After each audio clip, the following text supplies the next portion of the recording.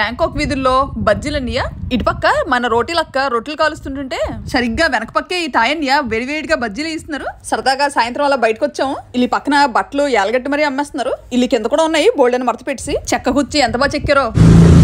కుర్చీకి పెయింట్ వేసినట్టున్నారు. అలా నడుచుకొని బస్ స్టాప్ వరకు వచ్చాం. ఈ వరుస అంతా తోపుడు బల్లే. ఇగో ఇదే మన బజ్జీలండి బండి. స్టీల్ అండాలో నూనె రెడీగా ఉంచారు. ఇదిగోండి చాట్లో సర్దినవన్నీ వెజిటేరియన్ క్యాబేజ్ తో చేస్తున్న బజ్జీలు. అన్నయ్య బండి మీద పడింది అని కూడా వదలట్లేదు. ఈ వేడి స్ప్రింగ్ రోల్స్ తింటే బజ్జీలు గుర్తు రావాల్సిందే. ఈ సట్రాన్ చూడండి ఎంత ఉందో, ఏకంగా నా నోరు అంత ఉంది. వీటితో పాటు పక్కన ఏవేవో అమ్మేస్తున్నారు. వింతకునే చూస్తుంటే అన్ని వెనక నుండి మంచి టుక్ టుక్ కట్ వెళ్ళిపోతుంది సైలెంట్ గా. భలే విశాలంగా ఉంటుంది లోపల. మన వైపు 10 రూపాయల కాయిన్ లాగా ఇవి 10 బాత్ కాయిన్లు. అన్నికి ఇచ్చేద్దాం. మన డబ్బుల్లో 45 రూపాయలకు 4 వచ్చాయి. అన్నయ్య కవర్ లో గల్లా పెట్టి కత్తిరి తీశారు కట్ చేయడానికి గల. ఈ తాయలు తినేది అంత బేగ చేతులతో పట్టుకోరు. సాస్ పోసి గులకరిస్తారు కదా. ఈ పుల్ల మాత్రం మర్చిపోకూడదు. సబ్స్క్రైబ్.